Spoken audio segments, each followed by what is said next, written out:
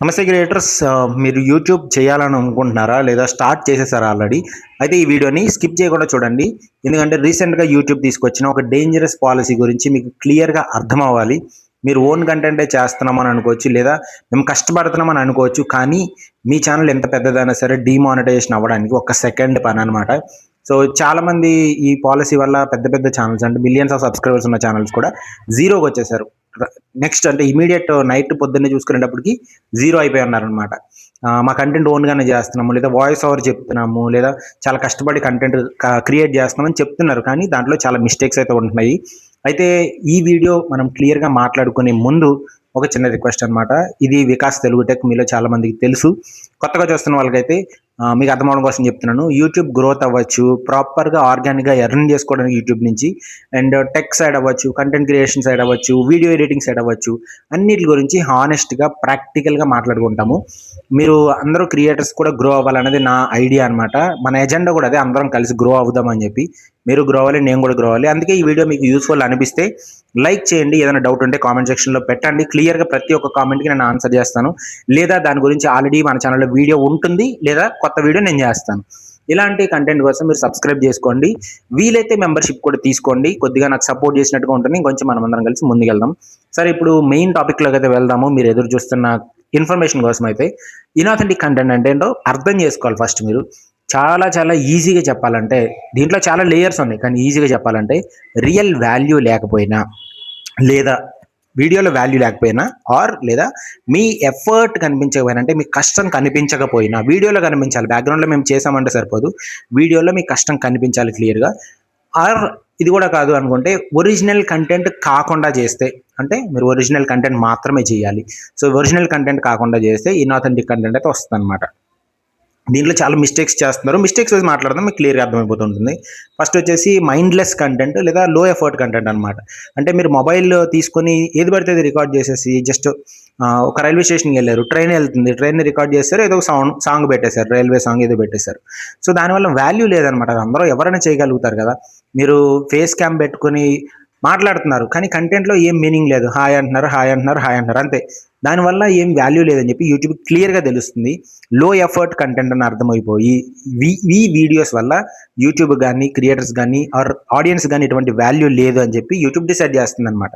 ఇంకొక important point ఏంటంటే, మీ వీడియోని 90%, 95% ఏఐతో చేస్తే, just script AI, voice AI, visual stock images, ఇందులో మీ కాంట్రిబ్యూషన్ చాలా తక్కువ అయితే, అది కూడా లో ఎఫర్ట్ కింద కన్సిడర్ చేసి మాస్ జనరేటెడ్లా కనిపిస్తుంది అనమాట. సో ఇట్లాంటి మిస్టేక్స్ అయితే చేయకూడదు.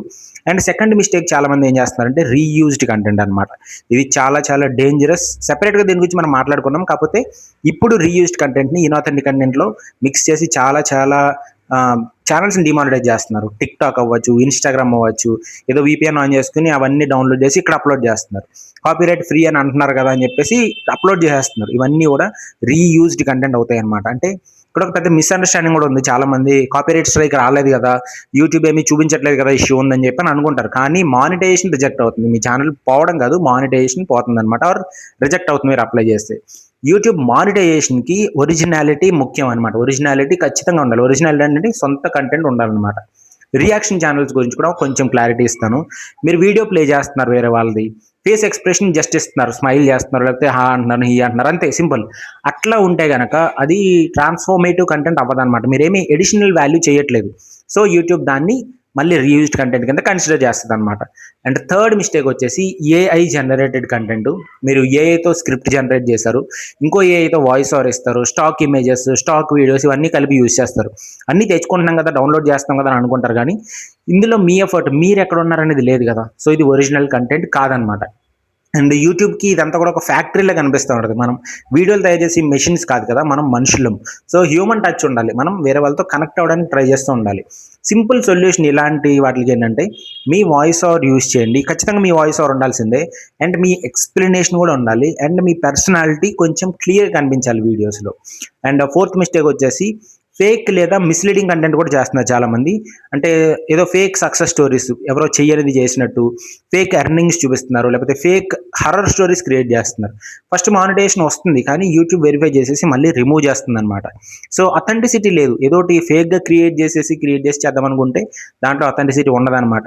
ఏదో ఒక వీడియో వైరల్ అవ్వడం కాదు, క్లియర్‌గా కంటెంట్ అనేది వాల్యూ ఉండాలి.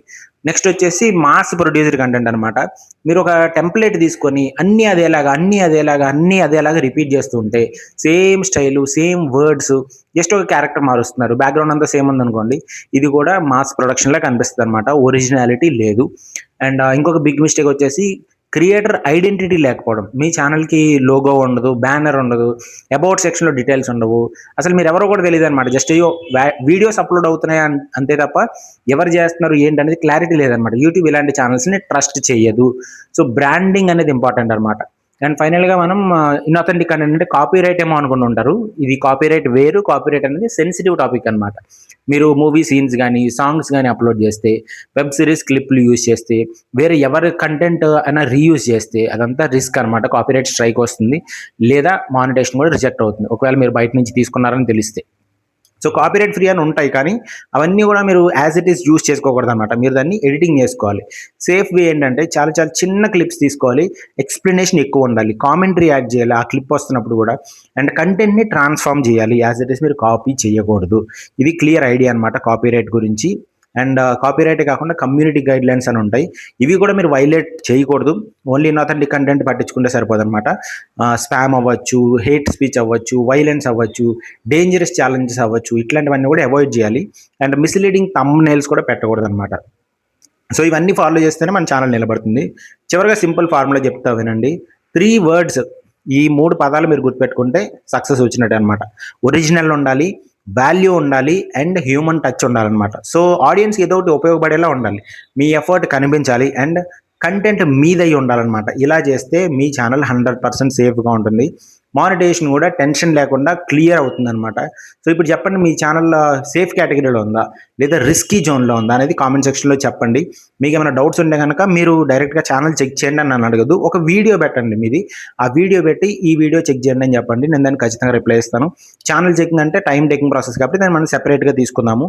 ఈ వీడియో నచ్చితే గనక మీరు లైక్ చేయండి. వాట్సాప్ నెంబర్ అవ్వచ్చు, లేకపోతే ఇన్‌స్టాగ్రామ్ ఐడీ అవ్వచ్చు, అన్నీ కూడా మన డిస్క్రిప్షన్‌లో ఉంటాయి. అండ్ కమ్యూనిటీ పోస్ట్‌లో కూడా నేను యాడ్ చేశాను అనమాట. వీలైతే మెంబర్‌షిప్‌లో జాయిన్ అవ్వండి.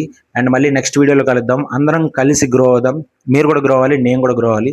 సో, ఒక మంచి క్రియేటర్ కమ్యూనిటీ లాగా ఫామ్ అయ్యి మన కంటెంట్‌ని మనం చక్కగా ముందుకు గ్రో చేసుకుంటూ మన ఒక ప్రాపర్ ఎర్నింగ్ తెచ్చుకుందాం ఈ ఛానల్స్ నుంచి. So, thank you very much. Stay tune to Vikas Telugu tech. నేను మీ వికాస్ చందూరి.